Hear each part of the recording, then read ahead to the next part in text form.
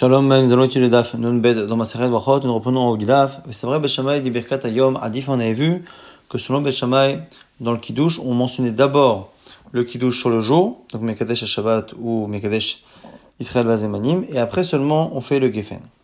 La Gemara s'étonne, est-ce que Bet Shammai peut dire que la bracha sur le jour est plus importante que le reste? Pourtant, par rapport à l'Avdallah, c'est marqué dans une bracha d'Avdallah Tanya, Anichnas Lebeto Motzei Shabbat, celui qui rentre chez lui Motzei Shabbat samedi soir. Mevarech ala yain.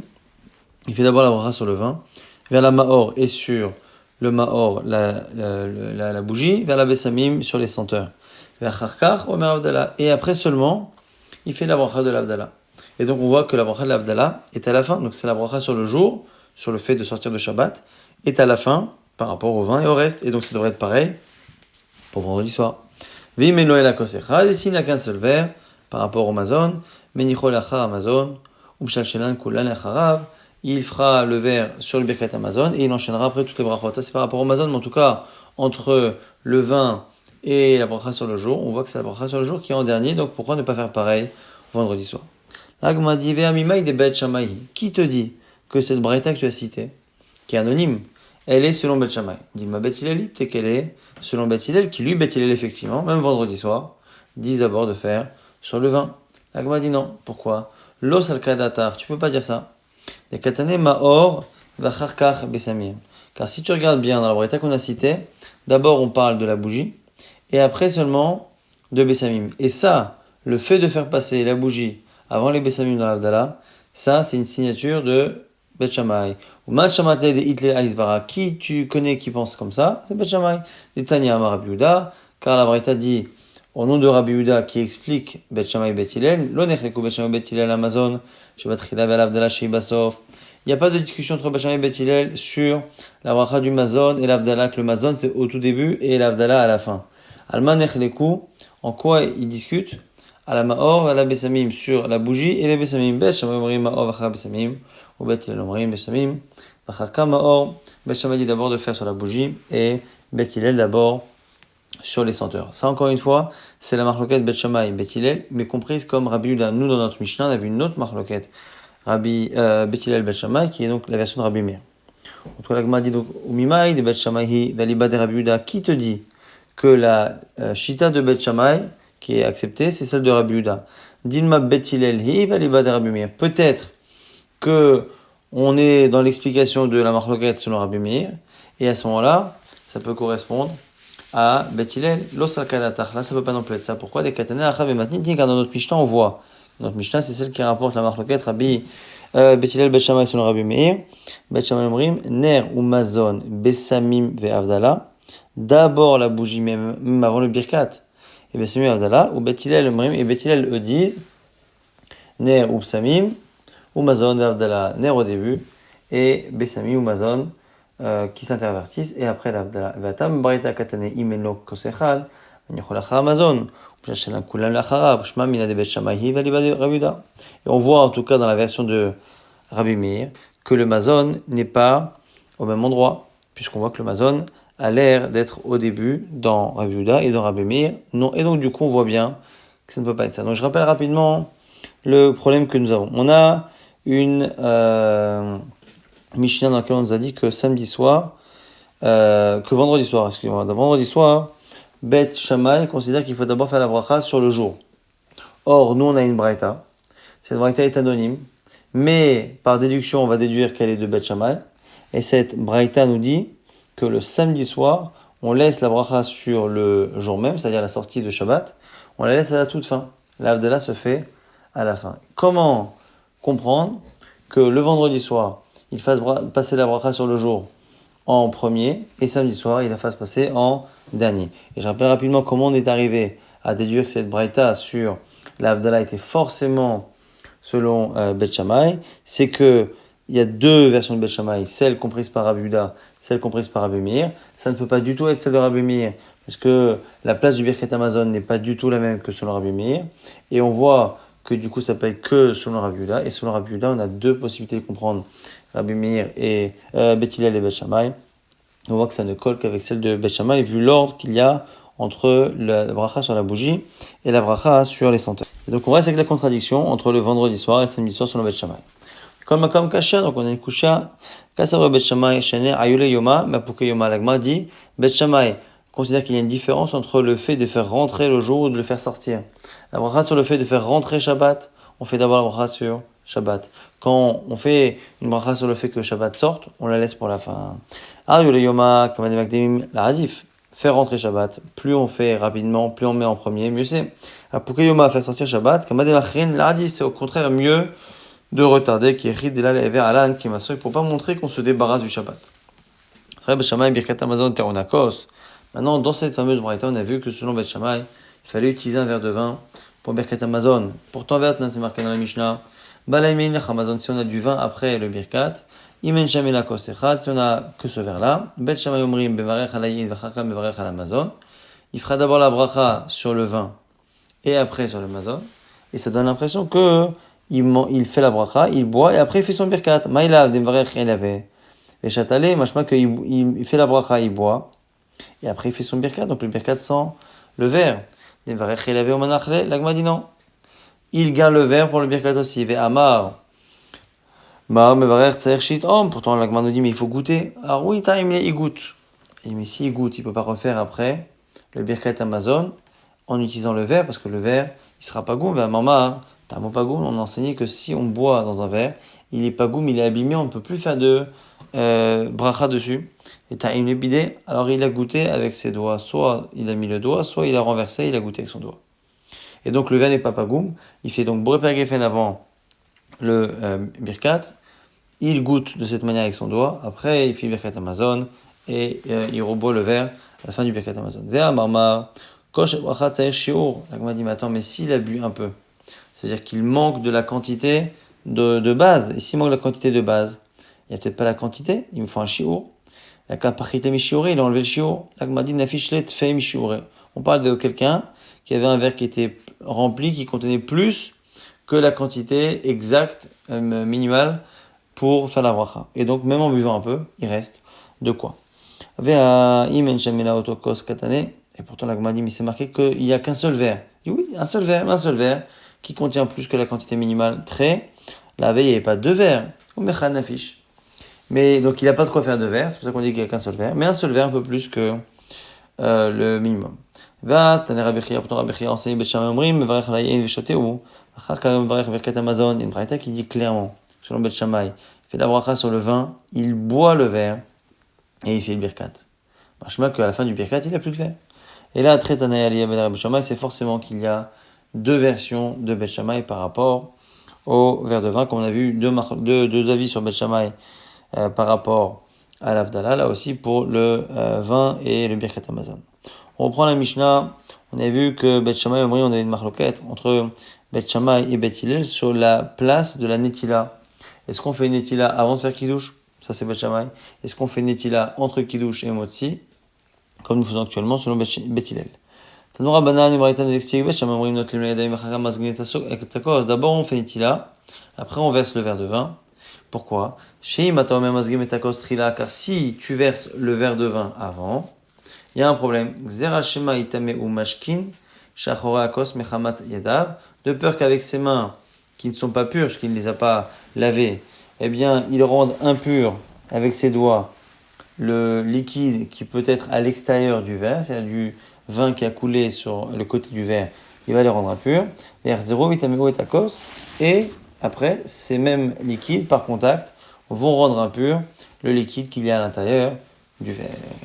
Donc la Gemara se demande pourquoi on est parti chercher un cas si complexe. Pourquoi on ne dit pas directement la cause? Pourquoi on ne dit pas qu'on a peur que ses mains rendent impur le verre et donc le liquide qu'il y a dedans? La Gemara dit non. Yadaim shniot, le statut des mains, dans l'impureté, on a des principes de numéros.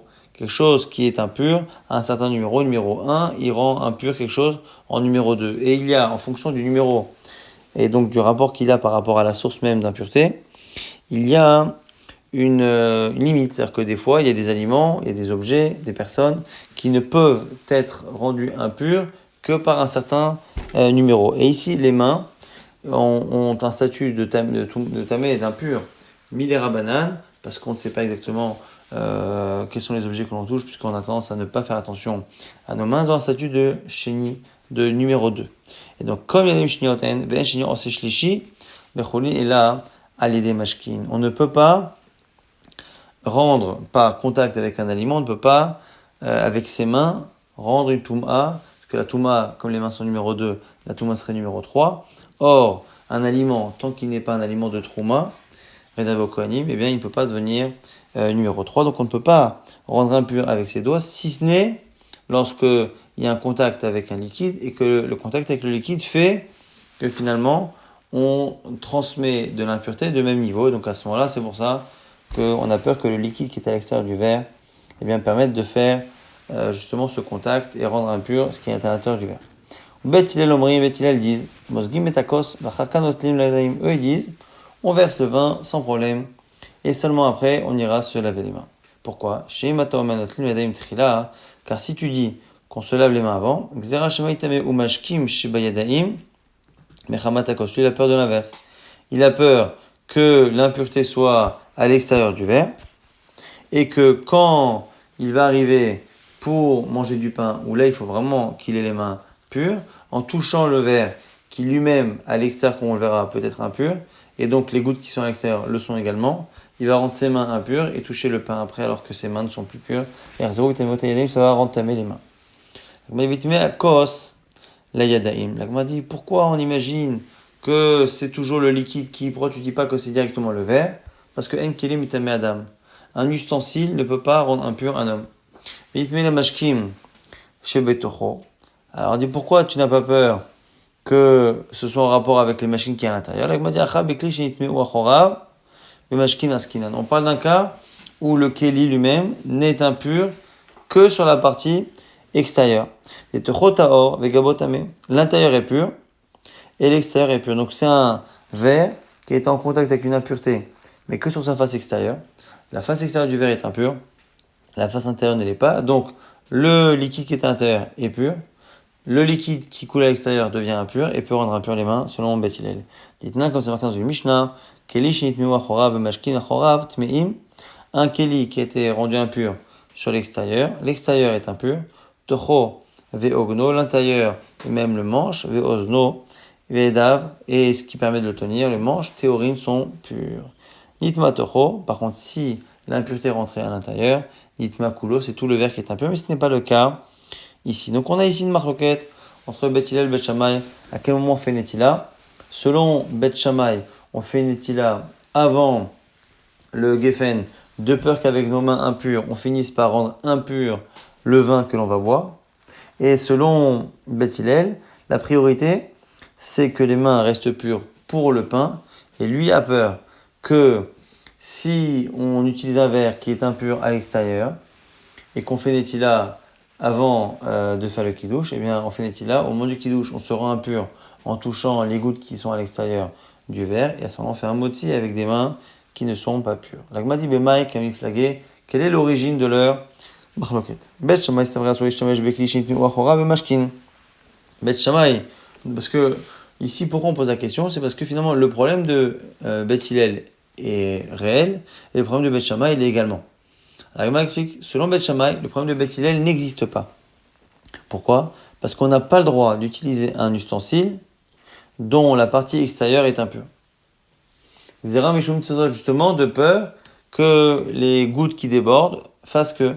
Et Kalim Igzash Shamaitem ou Amashkin, Shebedaim Bakos. Et bien, du coup, selon Bet Shammai, comme on ne peut pas utiliser un verre qui est impur, ça n'arrivera pas, finalement, que la personne se rende impure, donc il n'y a pas de raison d'être gozé. Bet Hillel, c'est vrai, Moutanish Shamesh Bekli Shinitnu Achora Mashkin. Selon Bet Hillel, on a le droit d'utiliser un ustensile dont l'extérieur est impur. En vrai, est-ce que c'est pas fréquent qu'on ait justement des débordements? Et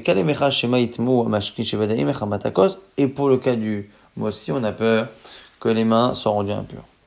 D'avoir après, autre explication, autre explication de bête, Hillel, pour que juste après la netila, on enchaîne sur le repas.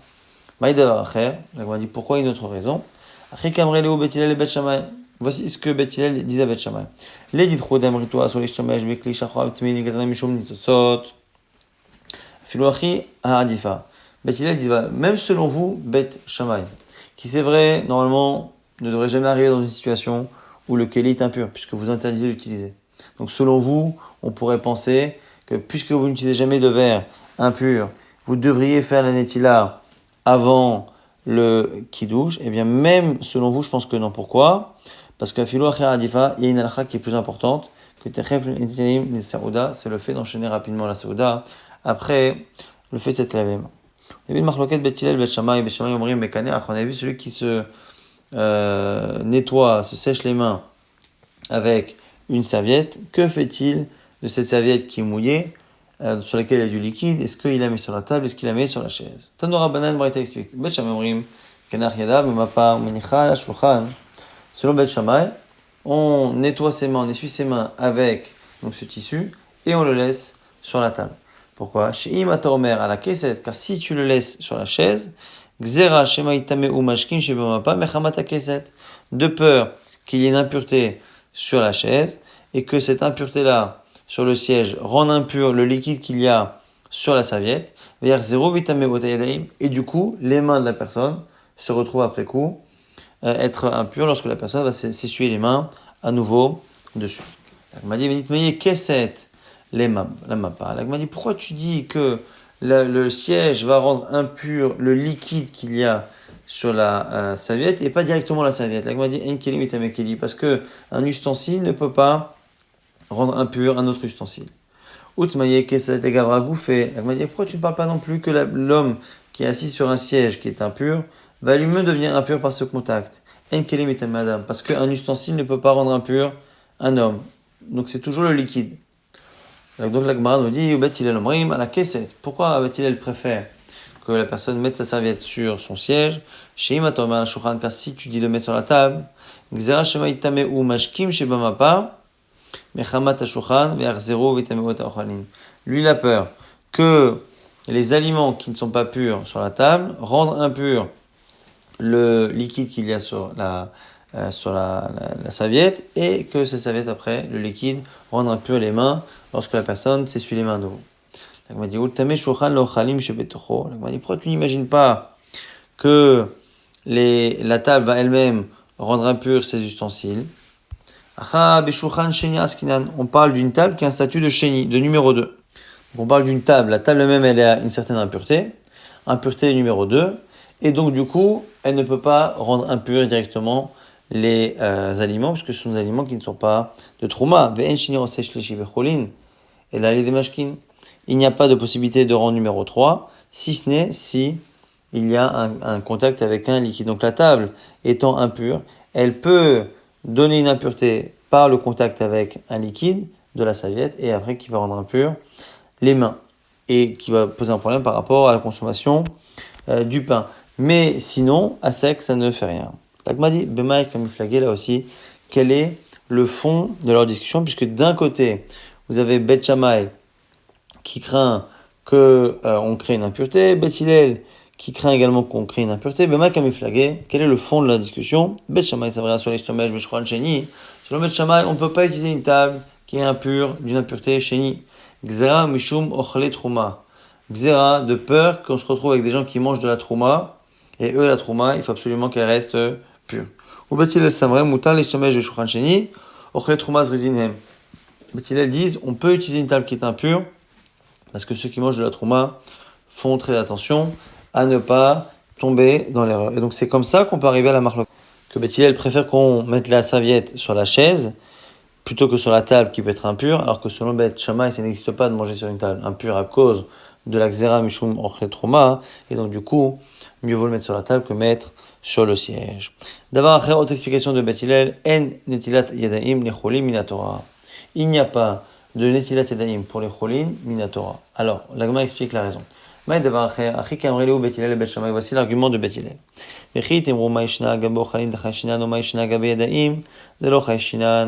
Et si tu me demandes pourquoi, par rapport aux aliments, eh bien, on est choshesh, on craint qu'il y ait une impureté, mais que pour les mains, non.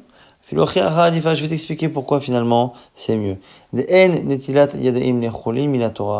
fait de se laver les mains pour manger quelque chose qui n'est pas le trauma, c'est pas minatora. Delitleo ekar midoraita, ve'alitam ochalin, delitleo ekar minatora. Mieux vaut que les mains dont l'impureté n'est pas écrite dans la Torah soient rendues impures que les aliments dont, en général, l'impureté est écrite dans la Torah. Donc Beth Hillel avoue, c'est vrai qu'en mettant la serviette sur le siège, il risque de rendre ses mains impures, mais au final, mieux vaut que les mains deviennent impures, plutôt que, selon Beth Hillel, on utilise une table qui peut être chénie, on se retrouve par contact à avoir des aliments qui sont eux-mêmes impurs. Or, de manière générale, la Torah parle plus souvent de l'impureté des aliments que de l'impureté des mains. C'est pour ça que c'est la deuxième raison qui est donnée par Beth Hillel. Beth Shammai Omrim, on a une marloquette, Beth Hillel, Beth Shammai, sur le fait de débarrasser le pain, les miettes de pain qu'il y a à table, avant ou après le Birkat Hamazon. Norabanan, Braïta explique, Beth Shammai Omrim, Mechabdin et Tabaïd, Achakan, Otlim, Tayadaim. Pourquoi d'abord on nettoie, on enlève le pain avant de faire un Maïm Acharonim, avant de faire le Birkat Hamazon. Sheim Ata Omen Otlim, Yadaim Trila, car si tu dis qu'on fait d'abord Netila pour se laver les mains avant le Birkat, Nimsa Tam Mafsilita Ochalim, tu vas finalement mouiller le pain et l'abîmer. Aval Netatidaim, le Bet Shammai Trila, Los Viralehu, Maïta'ama, Mishum Pirorin. Donc Bet Shammai n'accepte pas qu'on fasse la netila avant, de peur de mouiller le pain et l'abîmer. Bet Hillel Omrim, Im Shamash Tamid Chacham, si le Shamash est quelqu'un qui connaît bien les halachot, Tamid Chacham, Notel Pirorim, Sheish Baem Kazait, il enlève les morceaux de pain dans lesquels il y a la taille d'une olive Kazait, manière Pirorim, Sheish Baem Kazait, il peut laisser les petites miettes de moins de Kazait. Et ça confirme ce que dit Rabbi Yochanan, Misalé Rabbi Yochanan, Damar Rabbi Yochanan, car disait Rabbi Yochanan, Pirorim, Sheish Baem Kazait, Mutal Abdan Beyad. Des miettes qui n'ont pas la taille de Kazait, on peut les jeter, on peut en faire ce qu'on veut. Et donc c'est pour ça qu'on fait la distinction pour faire comme Beth Hillel, et donc enlever ce qui est Kazait pour éviter d'abîmer quelque chose qui a un statut vraiment de pain, et les miettes n'ont pas ce statut. Bémaï comme il flaguait, quel est ici aussi le fond de la marloquette, Beth Hillel, Beth Shammai, Beth Hillel Samré, Asur les Shtamesh Beshamash, Ama Aretz. Selon Beth Hillel, on n'a pas le droit d'utiliser un shamash qui ne connaît pas bien les halachot. Et donc forcément il les connaît. S'il les connaît, il enlèvera le pain qui est kazaït avant d'apporter de l'eau pour Maïm Acharonim. Et donc du coup, le problème de mouiller du pain de la taille de kazaït ne devrait pas arriver. Ou Bet Shammai, c'est vrai, Moutai Shamesh, Beshamash, Amaret, et selon Bet Shammai, on peut utiliser un shamash ignorant. Rabbi Sibachanina Maravuna. On nous dit ici au nom de Ravuna, Bekoule Pirkin, Alakha ke Bet Hillel, Alakha est toujours comme Bet Hillel. Ba Mehad, Alakha ke Bet Shammai. C'est ce qu'on vient de dire, Alakha est comme Bet Shammai, qu'on peut utiliser un shamash qui est Amaret. Rabbi Oshaya Matne Ibra. Selon Rabbi Oshaya, on a inversé les shitot à Bet Hillel, Bet Shammai.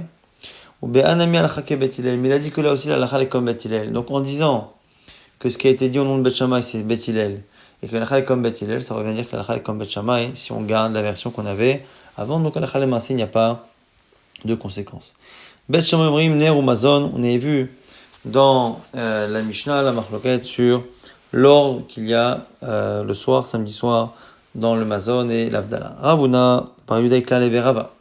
Ravuna, fils de Ravuna, est venu un jour chez Rava. Chazdi le Rava de Brech, Abesamim Berecha. Il a vu faire la bracha sur les senteurs en premier. Amalé lui a dit, Miride Bet Shammai Bet Hillel, Amaor lo plié. Il dit, mais attends, mais pourquoi il n'y a pas de marloquette sur le Maor? Detania Bet Shammai Omrim, Ner, Mazon, Besamim Ve Avdala. Donc c'est marqué selon Bet Shammai dans la Braïta. D'abord la bougie, après le birkat, Besamim et l'Avdala. Ou Bet Hillel Omrim, Ner ou Besamim, d'abord la bougie et après Besamim, et après le Mazon, et après l'Avdala. Alors que répond Rava?